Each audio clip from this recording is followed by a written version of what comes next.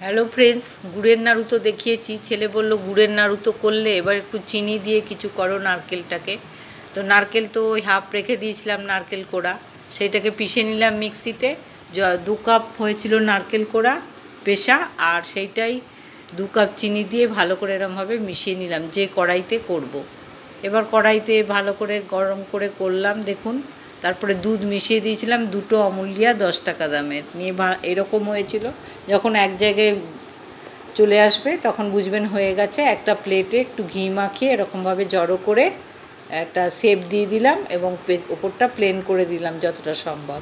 যখন অনেকটা ঠান্ডা হয়ে আসবে, একটু একটু গরম থাকবে, নরম থাকবে, তখন ছুরি দিয়ে বরফির আকারে বা ওই কিউবের আকারে কেটে নিলাম। আপনারা ওই ছাঁচ থাকলে তার মধ্যে ঘি লাগিয়ে ওইটা দিয়ে তখন একটু গরম গরম অবস্থাতেই, মানে যখন নরম থাকবে তখনই বানাতে হবে, তাহলে মিষ্টি হয়ে যাবে। খেতে খুব ভালো হয়েছিল।